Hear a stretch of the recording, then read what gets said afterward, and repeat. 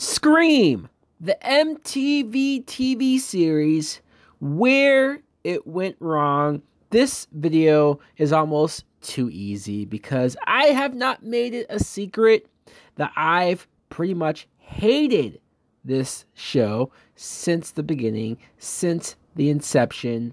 There's a lot of reasons why. I mean, one might be the obvious, is that the original Scream movie that came out in 1996, directed by Wes Craven, is my favorite horror film of all time.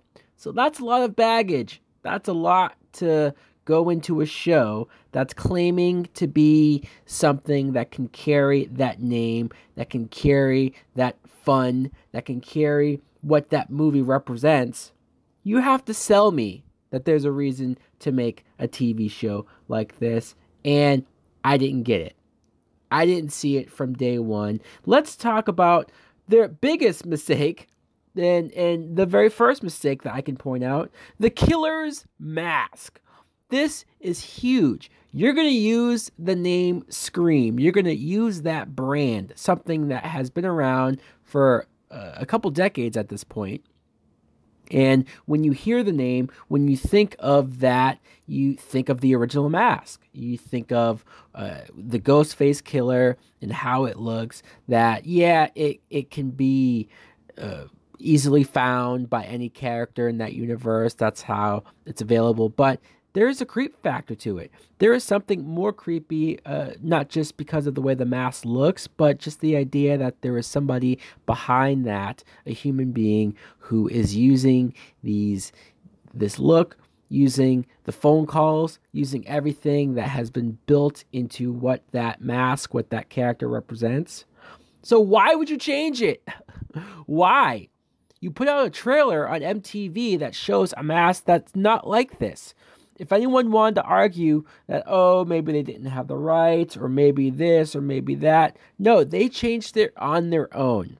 And the proof is that season 3, whenever the hell that's going to happen, they have the original mask. They have the original look. They brought it back because they finally listened to fans who complained about how horrible this new mask looked. It's something about the mouth. It's something about how unscary this looked. It's something about how it comes off as a cheap imitation, comes off as cosplay, even worse than cosplay. I bet you somebody with cosplay could make a better looking mask than what I'm staring at here. Every time the killer showed up, every time it was there, it never got to me. It never seemed creepy. It never seemed, because all I was doing was comparing. And that's the show's fault, to invite that level of comparison, to invite that argument, invite that conversation. Even people who like the mask or don't have a problem with it, you can't deny that you'll constantly compare it. You'll constantly think about the other one. Also, in the pilot episode, they cast Bella Thorne as the big celebrity to get killed off in the first scene. Now, call me crazy, call me old-fashioned, but who the fuck is Bella Thorne? Look, I know who she is. I've seen her in a couple of things, but she's not this big A-list level Hollywood actress that you're surprised would be on this show, that you're surprised they would kill off that early. I mean, yeah, maybe she's a big enough name that she could have been just the main lead, and that was it. And maybe she does have a following that is there, and people would watch a show like this for her. But I can't think that this is supposed to be the equivalent to the Drew Barrymore death scene from the original Scream. That's still shocking. That's still surprising. Drew Barrymore is a huge name, and somebody who, especially for the time, but probably even true now, was the biggest star of that cast, even on the posters and the DVD, cover. She's front and center. She's the biggest actor front and center because she had that name. And when you watch the movie, when you see her at the beginning, you're fully expecting her to survive, her to get away, for the story to center around her. And then when she gets brutally killed, it sucks. It sucks because of how horrifying it is, how scary it is, and it lets the audience know nobody is safe. This show with Bella Thorne, I don't get that vibe at all. It came off as a cheap imitation. Bella Thorne and her character, at least from what we saw of it, was a bitch, was an asshole. So there's no reason to even care or be sympathetic as you're watching her die. There's no weight, there's no grounded level to it. I never saw the appeal of this scene in her being the one to be killed, like it's some surprise and shock and suspense. Our main girl, though, is Emma. Emma is played by Willa Fitzgerald, and I've also made it no secret that I thought this actress sucked and was horrible, terrible from day one. She just doesn't know how to emote emotion. She doesn't know how to make any of her lines of dialogue believable. She has the same look on her face that just looks lost and doesn't know where she is and what she's doing. She seems like she's trying to remember each and every one of her lines as opposed to using them for the emotion, using them for the scare. I never once bought that she was afraid in any of these moments. She was just awful. Awful, awful. I still don't understand why they kept her around for 2 seasons. Why wouldn't you call an audible?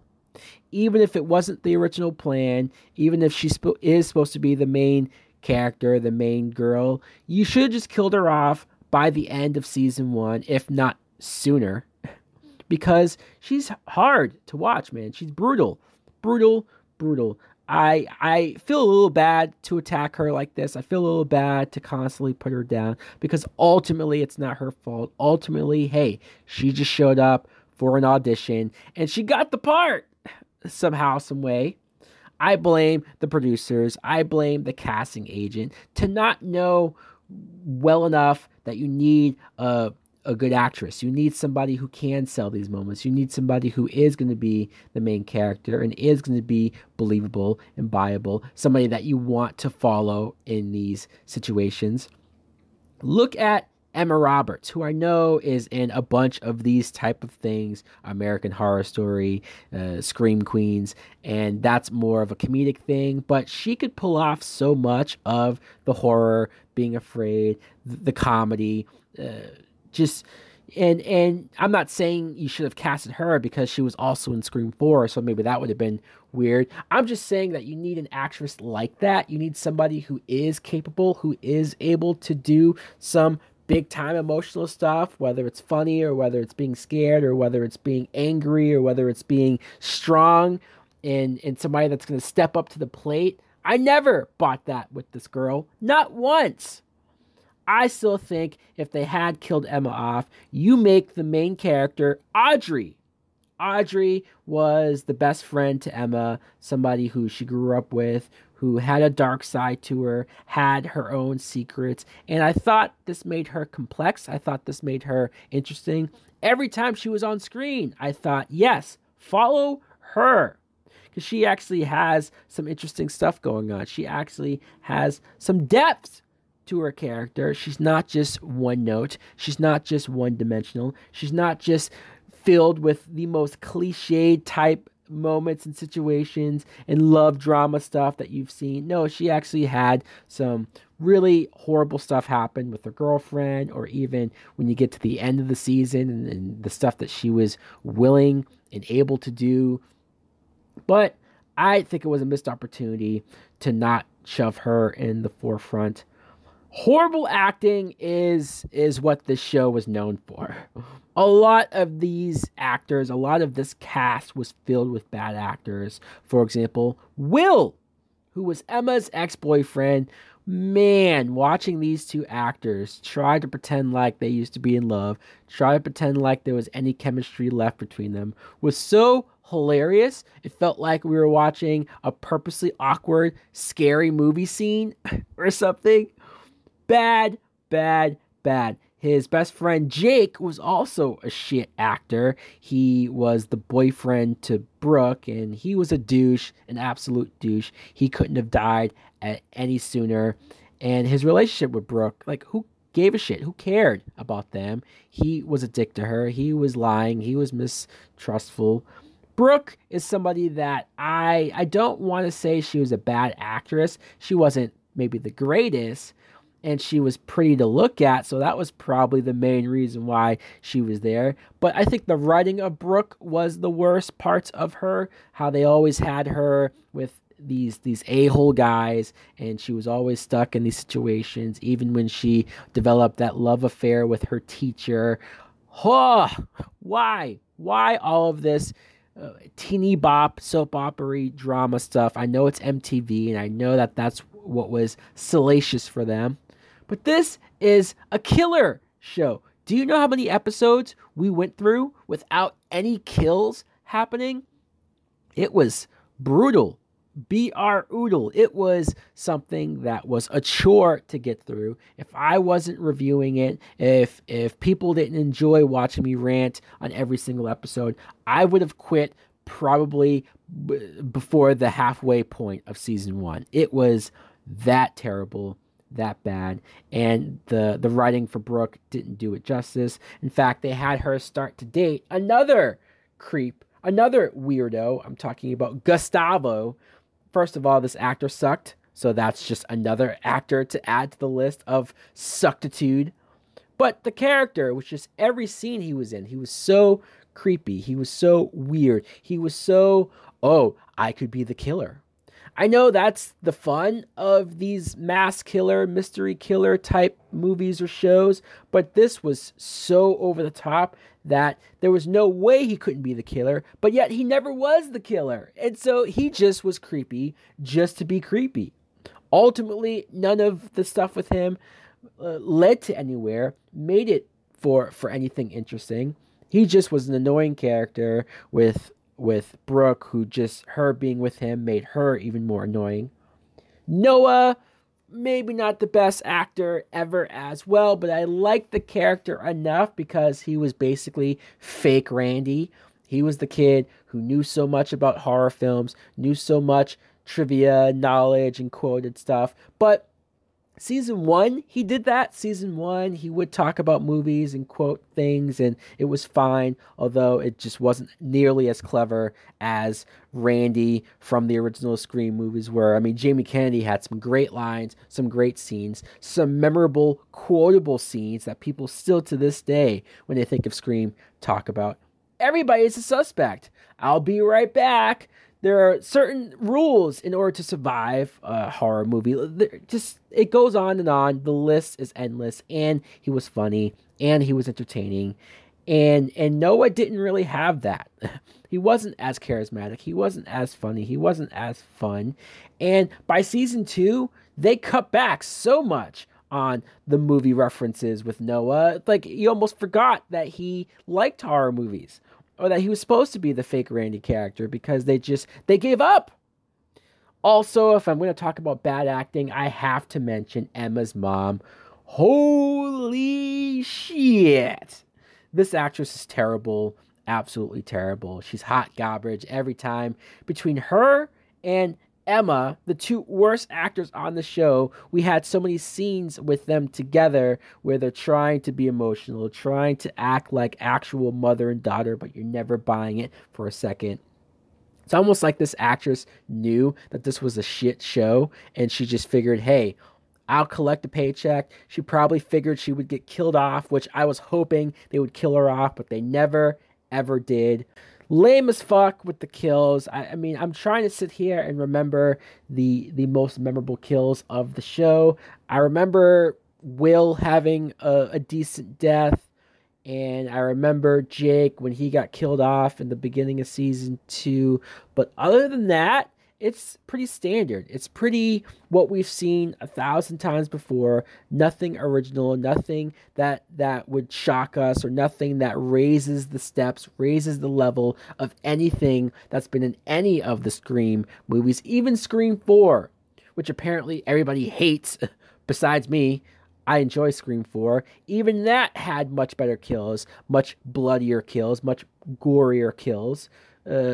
Scenes that I can still think of and say, wow, they pushed the envelope there. This show, not so much. And there wasn't enough phone calls. Like, the whole phone call deal with the killer is supposed to be some of the creepiest stuff ever because of how the killer is, because of his voice, because of his own knowledge and his own obsession of scary movies and the trivia that goes into that. The killer on this show just stopped. He didn't talk about horror movies enough. He just tried so hard to sound like the killer from the movies, to have that affect to his voice, and just went off on these long monologues that weren't scary. Oh, I could be in the house. Oh, this and that. Come on, dude. Where's a personality? Where's something to make me think you did do your homework, or you are somewhat prepared and capable and able to pull some of this shit off? That reminds me of the reveals of the killers. Almost always were lame as hell. For example, season 1, Piper Shaw. Somebody who showed up, and she was this investigating podcaster. She was investigating the kills, I guess. And this actress, not good at all. And then the reveal of her as the killer, and her being the daughter of this Brandon James character. Just what? What? She's the daughter? Okay. What does this have to do with anything? Who cares?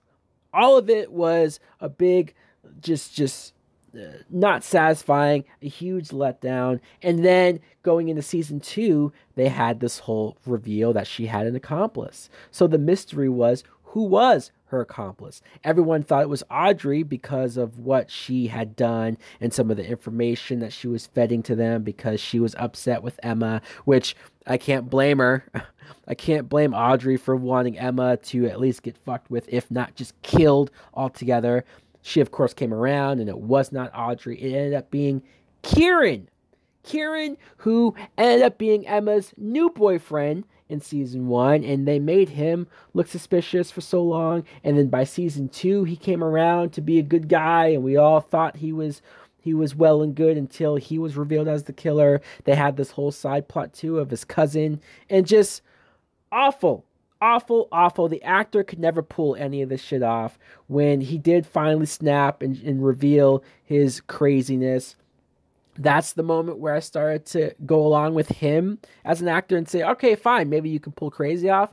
And then they kill him. They kill him in the Halloween special because fuck him. That's why. The Halloween special, too, was all over the place because it created this whole story while they were on an island trip, and just who cared about any of that? I barely remember the Halloween special, if I'm being honest. But the biggest thing that came out of that Halloween special was the tease that Brendan James was still alive, and that he somehow, because they talked about his backstory, how he was mutilated and he was deformed and he was made fun of, and he had this mask, and he went around and killed people back when the mom was younger. He was in love with the mom, and she was sympathetic towards him, and it was this whole thing, and that's why Emma was a target, blah blah blah blah blah. This reeked of, hey, let's just take the backstory of Leatherface, of Jason Voorhees, and of Ghostface the killer. Because we don't have anything original going on here. We don't have anything that is actually compelling. But the idea of Brendan James coming back and being the killer himself was intriguing enough to make me go, fine, I'll stick around. Until it was announced that season 3 would reboot everything and completely negate the events of the first 2 seasons. I loved how much I ranted and complained about the horrible writing, the horrible dialogue, the horrible acting, the horrible cliched love plots and soap opera moments, and all of this stuff being as terrible as it was. And some people were amused by that. Some people agreed with me. Some people were entertained by these videos. But I got almost just as many people who told me I was wrong and how much I didn't know what I was talking about, how great the show was. Well, what's the explanation then of why the reboot happened? What's the explanation for why they shit-canned everyone, why they got rid of the showrunners, why they decided to start from scratch and bring in some new people to help steer the ship and help bring the show back to a place where people would actually want to watch? But is season 3 even still happening? I know that originally it was announced way back in 2016 or 17, and it was supposed to come out then, but then it got delayed and nothing happened in 2018. I already know about the whole Weinstein company and the deal with Netflix and how that's been causing a lot of this issue, but this show has been wrapped for like 2 years now.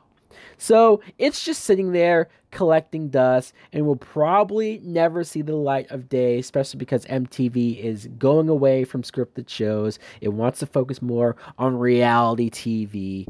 Wow. Remember when MTV had music? No? Yeah, me neither. So, honestly, guys, I think this show has sucked since day one. I think the show has gotten so much wrong.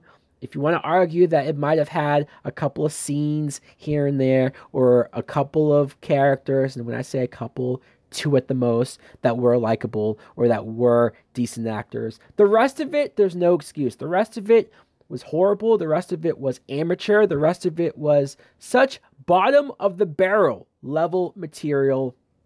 They should have been lucky to get to the season 2 that they did. They were lucky to get that far. They should have been canceled from the pilot. So guys, let me know in the comments below, what do you think? Do you think Scream, the MTV series, sucked from the beginning? Do you think there was a part where it was good and then it started to go bad? Where did that start for you? Or did you think that it was good all the way through? And I'll respect your opinion. I won't attack you for it. Let's talk about it. Why did you like the show? Why do you miss the show? And does anyone think season 3 will happen? Does anyone care if season 3 will happen? Thanks for watching. Like, comment, subscribe. Later. Souls taken over by a devilish path. You got me walking on broken glass. Kicking down the door with a Jason mask, with a decked up machete, but you motherfuckers know it's heavy. Anytime you're ready, you can get you with a Bowie. Setting up to blow me, but the bitch don't know me. Who's going? I'm going. You know, I know that the man in the mirror is my next rival. Time goes and I never thought I'd do it so fast. Staring at the world from the end of my glass. Turned into a dark place, severed my brain. I done dropped out of class, but I made